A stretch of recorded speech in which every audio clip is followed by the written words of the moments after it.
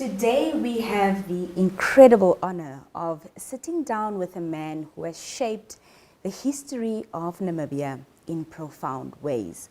Former President Hifikepunye Pohamba, thank you so much for inviting us into your home and having us here at Okangudi. It is our pleasure, and of course I know that our viewers are going to be really happy to hear what you have to say today. Thank you so much for having us here. You're welcome. When we spoke a little bit earlier, you mentioned that Okangudi is home, and of course you were born here in 1935 in this very region. You were born in a time of great change as well as struggle. So I want us to go back in time and talk to us about your early years and how growing up within this area shaped your commitment to the fight for Namibia's independence. I was born in 1935, right here at this place, just a few meters from where we are now. My father is a son of Mandume's soldier, commander. And when I was brought up by my parents, they have always talked about the struggle against the white man. A white man who killed the Mandume, a white man who made my grandfather to shift and submit to the white man. I don't call him defeat. Maybe one could call him that it was a continuous fight that was to be arranged by the children of my father or my grandfather, carried out to my father. My father is known as Hankoto Akapa. Hankoto Akapa, his really father's name is Haileka. When I was brought up by my father, I was always told that our country has been taken over by the whites, and they were wondering as to how they could get it back. They say they were defeated because the white man was clever. He could fly. He could use guns that we did not have. In other words, we surrendered to him, to the white man. So I grew up with that spirit of hating the white man. Especially as I went to the school, I was told all was done on behalf of the Queen of England. At that time, it was George, the father of the late Queen Elizabeth. So, unfortunately, the British came with church people, the Anglican, came up bringing church after having killed our king, after having killed our people, and after having divided our country. The northern part has been divided after Mandume's death. Otherwise, we used to have the northern part at the river, in the northern river of Angola today, this northern Angola, southern Angola. So I was born up being encouraged to do something. Again, I said, unfortunately, we did not have equipments to protect and defend our country. I went to work in a place called the Chumeba, TCL, Chumeba Corporation Limited. I went to work there with a little English, yes. I'm not really condemning these people, but they did not do well the English. They taught me a little English. I went to Chumeb with the English knowledge, and I was given good work, so to say. I worked in the office. Now, in that office where I worked, it was in the compound. Now, the building is outside. You can see people outside there through the window. And I got angry seeing young people. The young people, especially from the north and the Kavango regions today. These children, they came there trying to see if they could see their relatives, the people who were working in the compound. I was also working in the compound. Now, children came there very hungry. Children came there, you look at their hair, no combing. And you wonder how these children traveled from the farm where they were working to come to Chumeb. Children were tired, they were hungry. So we were better off because we were working in the compound. In the compound, we have a kitchen where all the workers got their food. We could go there to get food for these children who are hungry.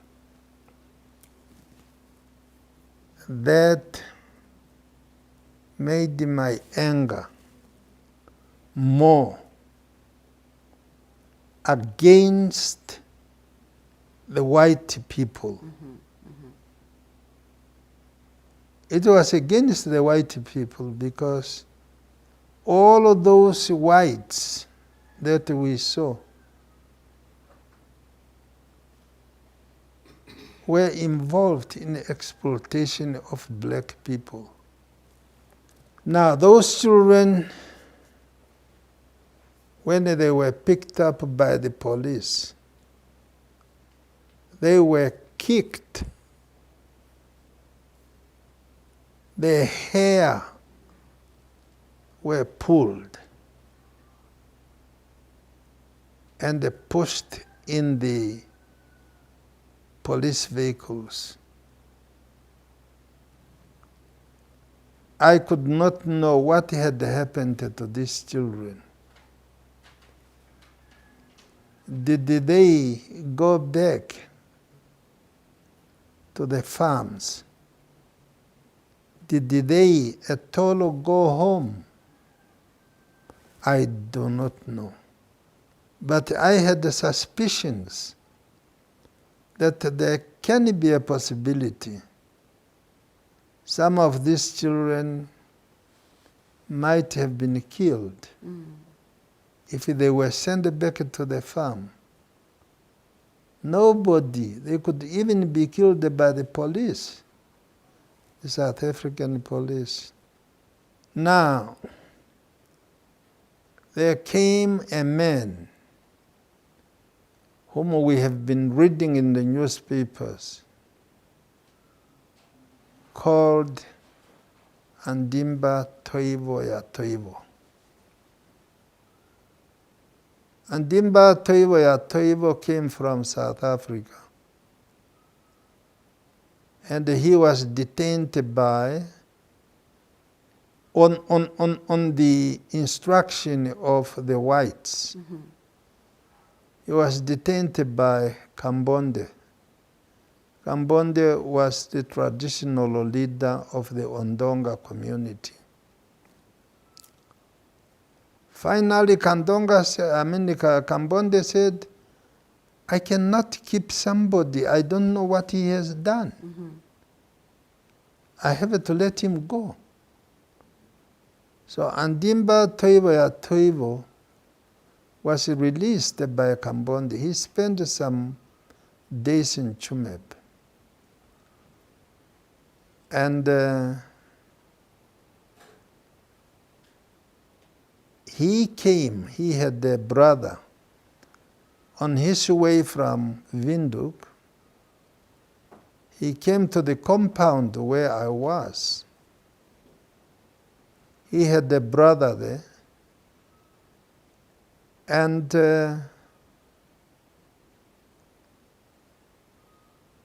when he came to see the brother, there was an Irishman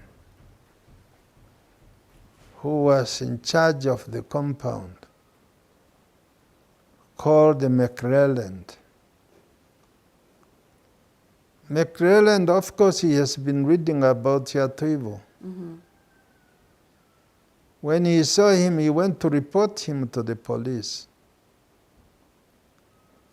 And we were looking through the windows, looking at Andimba Toivo ya Toivo being locked up by the police from the compound where we were. Of course, that was the time when he was detained at the Kambonde's place. In 1958,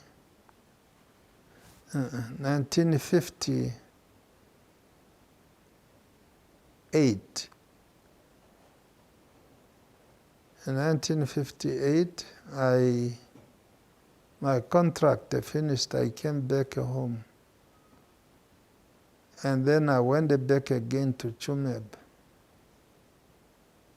I found almost the same situation. There was an old man called Levi Mashekele. Levi Mashekele was in touch with Sem Nuyoma. Sem Nuyoma traveled from Windhoek to Chumeb. Mashekele saw him, we could not see him. And Levi Mashekele had devised that Windhoek, that is now Swapo, decided to rename of Amboland People's Organization to the Southwest Africa People's Organization. Levin Masekele called us. He told us that Sam Nujoma was there, and that this is the message. The renaming of SWAPO was done after Sam Nujoma had left. Sam Nujoma was given directives from Windhoek that is no longer OPPO, but SWAPO. Tell us a bit about your early days with the SWAPO party and what the challenges were at that time. Now, when my contract finished in 1960, I came home right here. And when I came back, I went to see Simon Kaukungwa and Dimba Toivo ya Toivo and the others. I traveled immediately.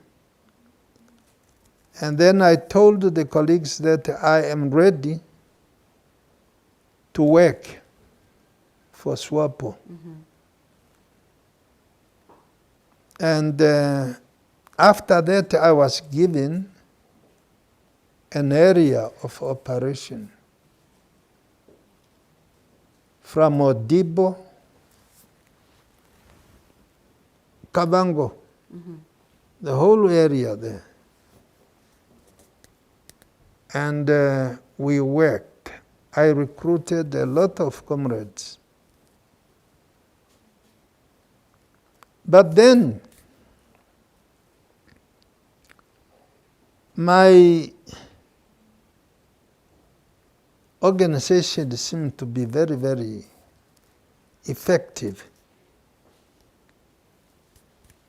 So the police came to collect me, together with my two colleagues. There was a teacher, Eliasel Hamaulu. He was a teacher at Tonghorio School. And there was another colleague, Ituamata Hifikwa. We were collected by the police. We went to Oshikango, because the police used to be at Oshikango. When we got to Oshikango, a Boer called Straydom came. He was pointing at me. I must not hear this nonsense anymore. My two colleagues, accepted what the Boer was saying. I told the Boer, I am going to keep doing it more. So he ordered that I should be arrested, chained, taken to the traditional authority of Okanyama. So I was kept there, I think almost 2 weeks. There were no cells for the police. I was chained on the legs during the day. During the night, I am chained on the bed. So I could not move. Now, the senior headmen of Okanyama were to come back, to make a decision on me, on the instruction of straightdom.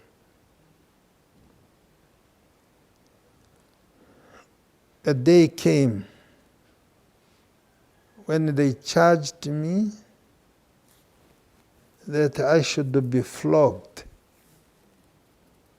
I don't know whether you know the palm trees. Yes. So a branch of the palm tree was taken and I was flogged on the buttocks. 24 strokes.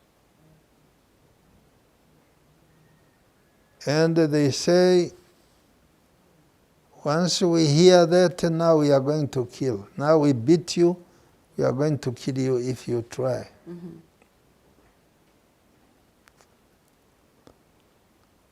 Well, I had my bicycle. I went to Simon Kaukungwa at Ohalusu. Simon Kaukungwa was a very active man. He had his medical dispensary. I went there and he worked on me with warm water and injected me. I stayed there for it was more than a week. Mm-hmm. My father was in the hospital sick at that time. And the situation was terrible.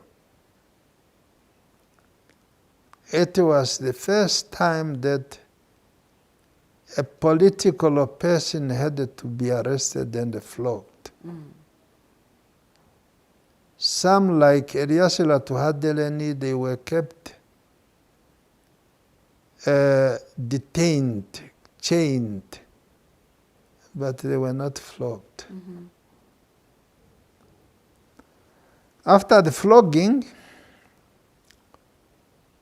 and after the medical assistance from Comrade Kaukungwa, I went home, pushing the bicycle because I could not sit on the bicycle. Mm. And when you say you had to come home, you came home with your bicycle back to Okangudi? Yes, Mm-hmm. pushing it Mm-hmm. all the way. What did that feel like in a time like that when you know you are fighting for what obviously you believed was a good cause, and these are the challenges that you were facing? Well, first, I said that we were fighting against the white men's domination or colonialism. Unfortunately, we had the senior headmen who were puppets. Everything is good for the whites, but it's not good for their own people. Mm. That was the reason. They did not have the reason that is convincing anybody, but it's simply because the white man has said so. The man must be flogged. I was flogged. Okay, I came home. At that particular time, SWAPO was working. In Oranjemund, some colleagues were deported simply because they were doing politics. One came from the village this side, the other one came from the village this side. When they heard that I have been flogged, They were trying to trace me where I was.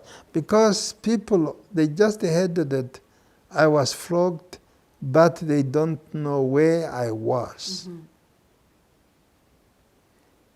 In expectation was that the people expected that I come this way, from Ohangwena, Mm-hmm. this way. But I went from Ohangwena that side. So it was very difficult. So these comrades, the two, were looking for me. They could not see me. They only heard that I'm back home. I said my father was sick. I went to see my father. My father was so happy to see me. We, the three, those who came from Oranjemund and me, decided that we can no longer tolerate this flogging. Mm-hmm. Let's go and join in Uyoma. Let's go and join Uyoma where he is. So we decided to travel from here to Nkurenkuru. Mm-hmm. I don't know whether I know where Nkurenkuru is. Mm-hmm. On foot.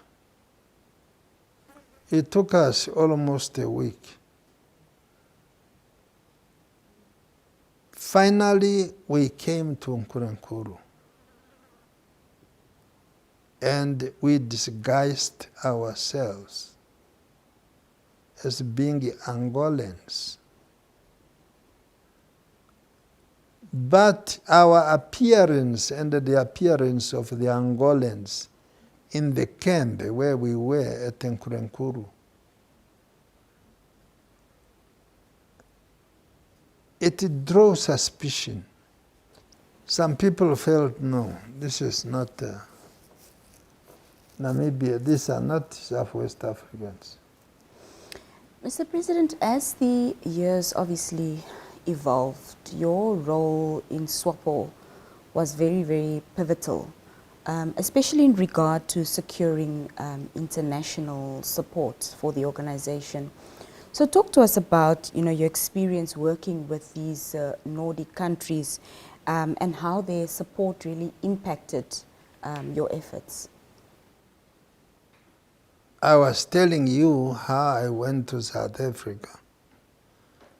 You wanted to know the relationship and the work I did with the people from Sweden, Norway, Finland, etc. Mm-hmm.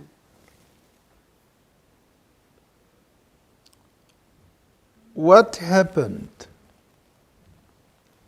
is that I left South Africa. For the first time, I worked underground in the mine. In that mine, at the end of the year, of the month, when I went to receive my pay, it was 2 rand. And I was angry. I worked so hard underground. And it's 2 rand I got, including my colleague with whom I came. We were 3, but in Johannesburg, we were divided at a place called Nzelekazi. We were divided. My other colleague went to the other mine, but lucky enough, we were together, 2 of us. So I decided that he and I should no longer work underground. Let's go. Because our mission was not to go to work in Johannesburg or anywhere else. Our mission was to go and join Sam Nujoma. Sam Nujoma was not in Johannesburg. He was in New York. He was in other countries, Addis Ababa, etc. So what happened is that when we succeeded to come to Dar es Salaam, historically, I arrived in Dar es Salaam on the 9th of December, 1961. 9th of December, Tanganyika got independence. That's when I arrived there. Now, I met Sam Nujoma, I met many other people, I met Meme Putusi Apollos, and then we had only that woman, Meme Putusi Apollos. Putusi Apollos is the mother to Nora. So they decided to send me to Lusaka to open a SWAPO office there.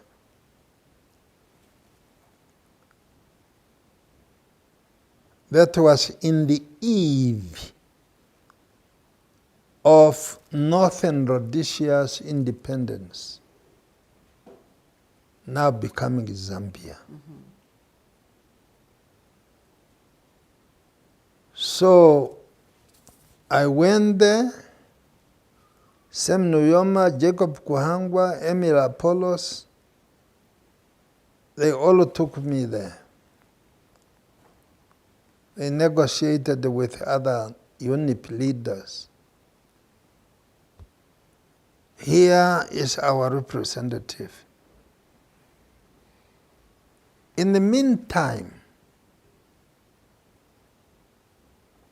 our colleagues from Zambezi, now Caprivi, were also struggling. They were struggling to liberate Caprivi Strip as a country. We joined them, or they joined us in Lusaka. We say, look, Caprivi is a part of Namibia. It's not a part of an independent country as such. So let's work together. At that time, Comrade Shimbwaye, who was the president of that Caprivi African Union, was in jail. We have not seen Shimbwaye anymore. They brought him to Caprivi and they sent him back. He never came back again. We had a gentleman called Albert Muyongo. Albert Muyongo was the vice president of Kano. So the leadership of SWAPO, led by Nujoma, Jacob Kuhangwa, Emil Apollos, and I was there, decided that, look, we are fighting for one country. Let's be together. We decided that, okay, we have come together. Let's use SWAPO constitution. Let's use everything should be that of SWAPO.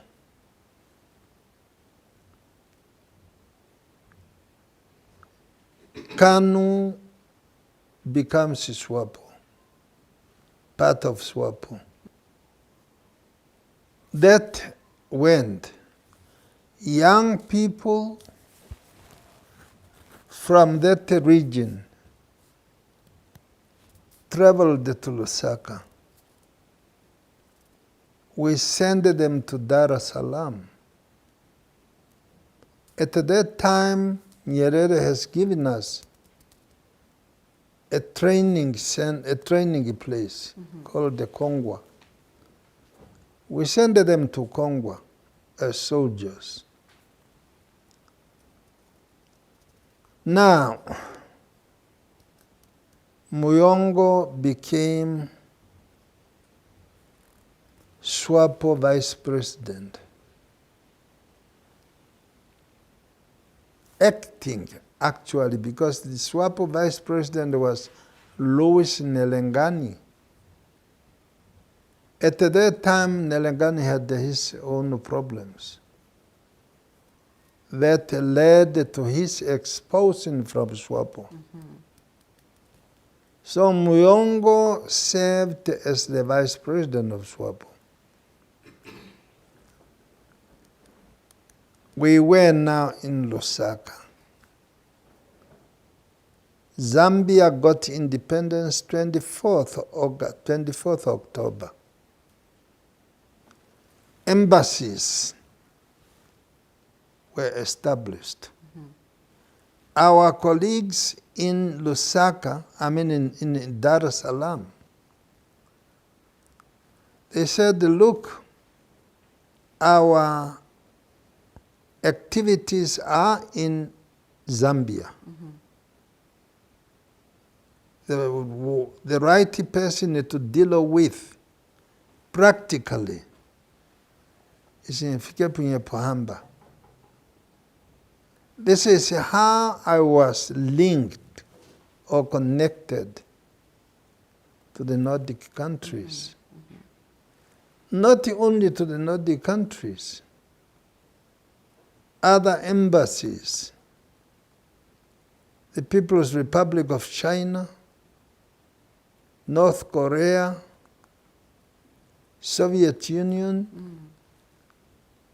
and all others, those who have got embassies in Lusaka. In Zambia, it was a problem. People are there, they needed to eat. So the Nordic countries, especially Sweden, they worked fast. They provided food for our people. Our people could not stay in Lusaka because the number was growing. We were given a smaller place. Benny Amadila was in charge of this small place. And we kept them there, some kilometers from Lusaka. Hence, the relationship was created between me and most of the countries that had the embassies in Zambia. This is how it happened. I know you mentioned earlier that you don't like skipping over the years and skipping too much time. But years later, and we're skipping now from the 60s to 2007, you eventually became the president of the SWAPO party up until 2017. And I want you just to reflect on that and talk to us about your tenure during that time and how you've seen the evolvement of the party over the years. At that time, when I became SWAPO president, I was in Namibia. In other words, the country was free.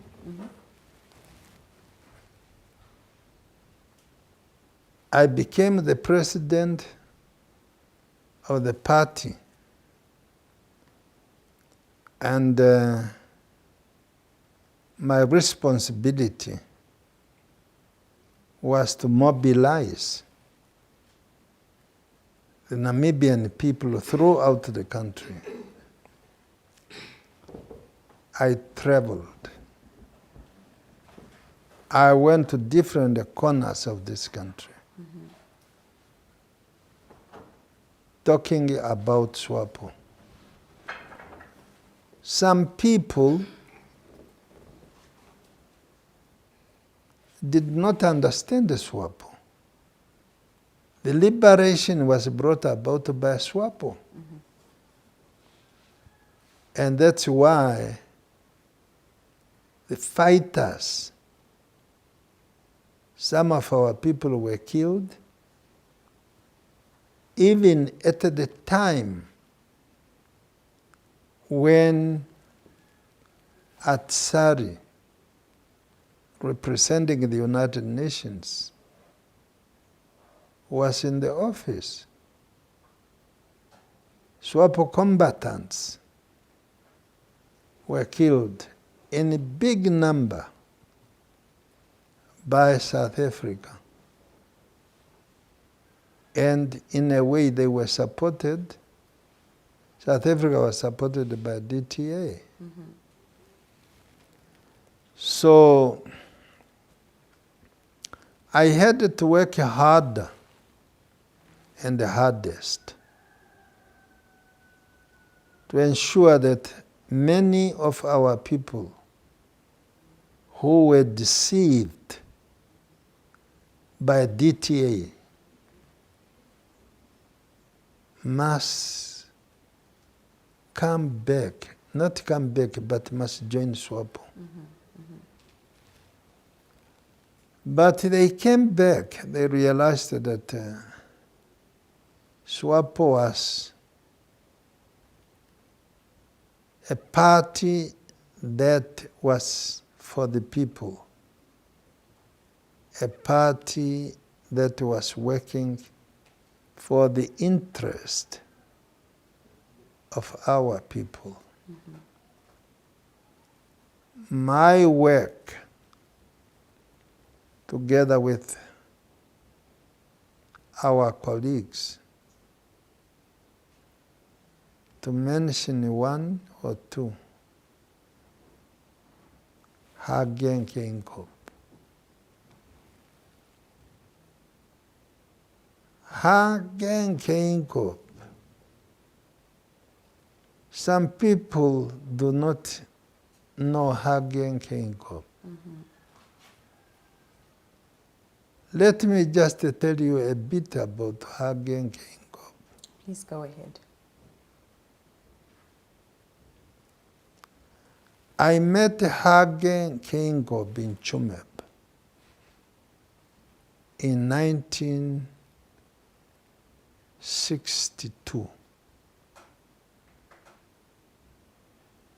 1962. He was a young man.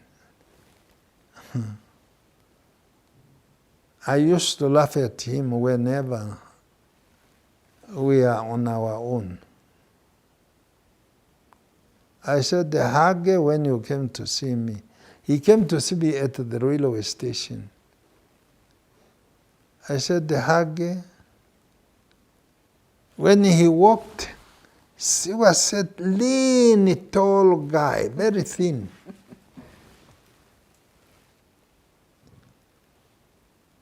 That Hage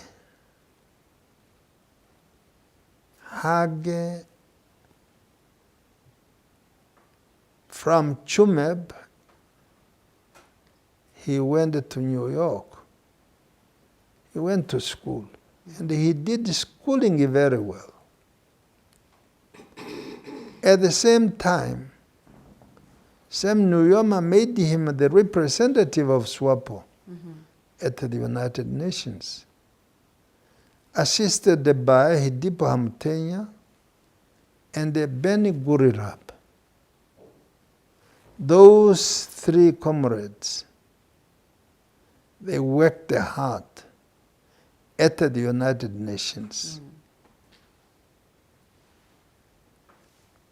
Hage Geingob then became director of the United Nations Institute for Namibia in Lusaka. In actual fact, he's Sam Nujoma. Sam Nujoma, I think he liked the Hage too much. Sam Nujoma said, no, comrades, we are getting Hage should come.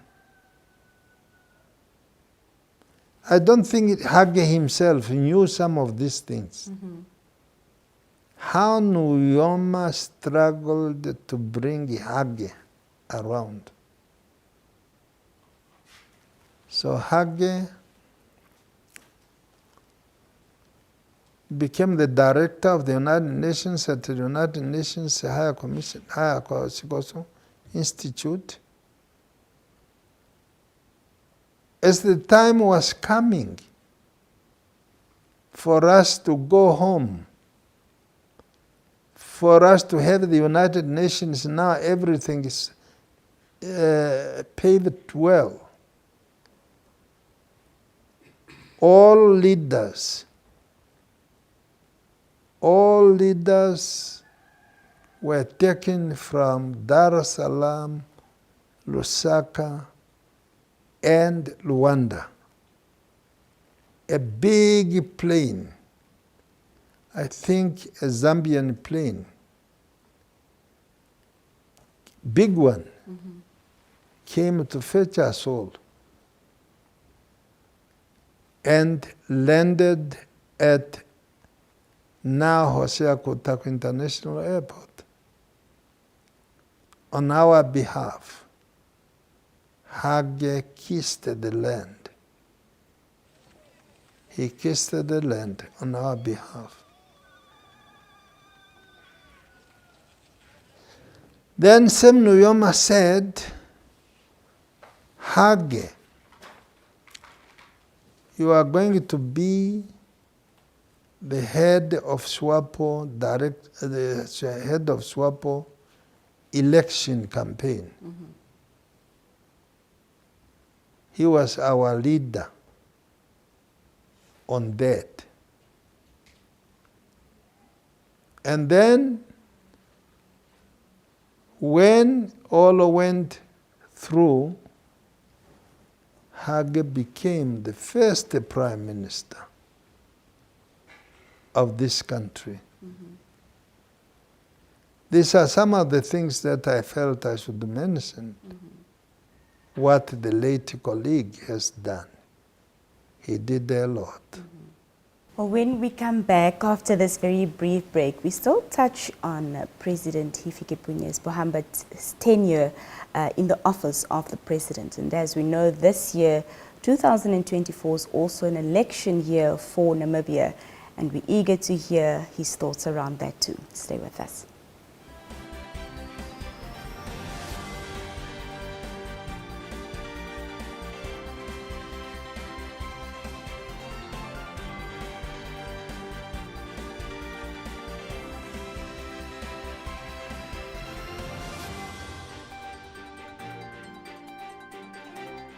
We are in a year where it is election year. Namibia goes to the polls in November 2024.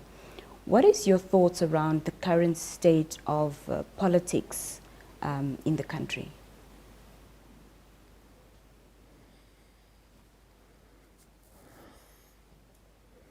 When I read, I'm not involved in politics these days, but I'm always interested to follow. I listen to Ottilie Hamtenya and the others when they are speaking, informing the country.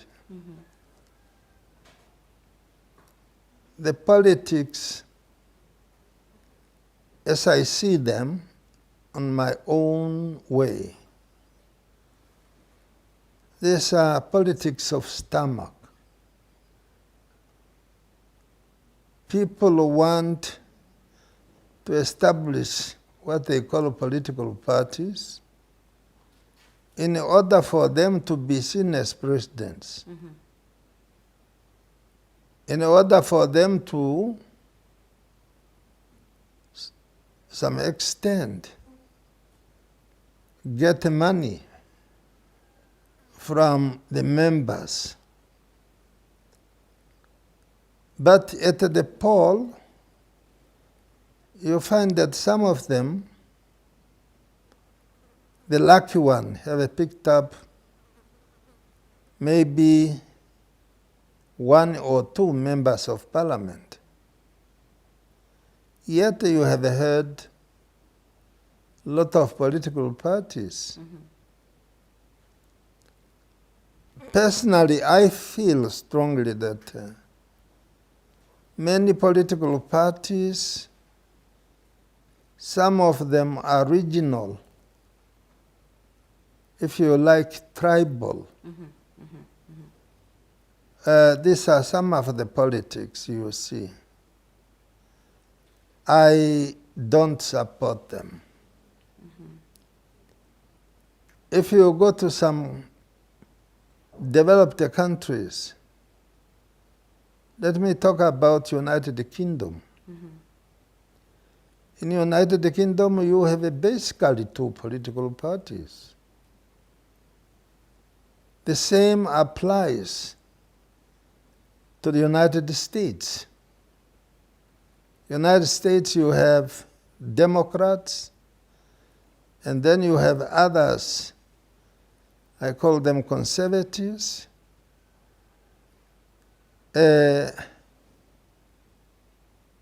I feel that it's better to have those few. Mm-hmm. Mobilized properly, and then you go to the parliament to put up the cases of the citizens, not only those who supported them during the election. Mm-hmm. We are a small country with so many political parties. Mm-hmm. It's supposed not to be that way. Mm-hmm. But our setup, the Constitution, and the democracy that we are following, mm-hmm. we allow it. We're rounding off our discussion, but on a more exciting note, I understand that you will be launching your biography at the end of September 2024. And it's a project that's been in the making for the past 5 years, as you told me privately. Talk to us about why you decided to be so open and share intimate parts of yourself in this book, and what it is you hope that, the Namibian reader, the international reader would take away from this biography. Nina, you say that I told you privately. So you expose private things that you have discussed with people? Is this how you are? Not at all. My apologies. Tomorrow, I would not be able to tell you confidentially. I apologize. Because I know that Nina is going to tell the confidential things that we discussed. My humblest apologies for that. Now, what do you want me to do after the apology? To please inform us about the book. Many years ago, I asked one comrade who wrote some books to come and assist me to put up my biography. This is Dr. Elena Namila. Mm-hmm. Is a a comrade, one of the young ladies we had sent to school. She went to North Africa, West Africa, not North Africa. And then she ended up in Finland studying. So I asked her to come and assist me on drafting or writing my biography. Mm-hmm. She did. And the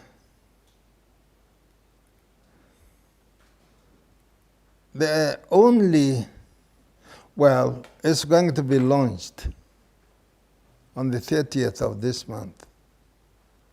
I said,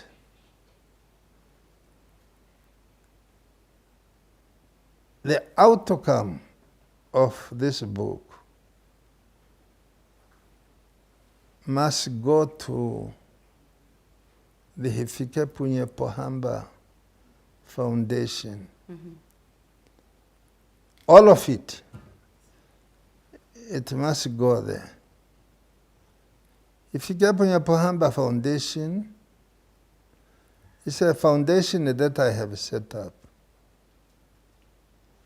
with a specific program of education. Mm-hmm. I asked the Karumi Sangula to be the chairman of the foundation. And we have been having a problem to raise money. Mm-hmm. But the small money we got, let me say, the foundation can only fund education of the people studying agriculture. Mm-hmm. Mm-hmm. A person who is studying a law or studying something else mm-hmm. will not be given this money. But a person who is either doing animal or crop production farming mm-hmm. is welcome. He can be given this. So I hope we will be able to get some money mm-hmm. in order to add to the Hifikepunye Pohamba Foundation. Mm-hmm. That is about the book. At this juncture, I just want to formally thank you, Mr. President, for, of course, inviting us into your home, amongst your family and your staff, which I'm sure at this point have also become friends to you. So thank you so much for having us here. It was a great honor on behalf of the Daily Roundup with Nina team and on behalf of the MBC. We appreciate it. Thank you.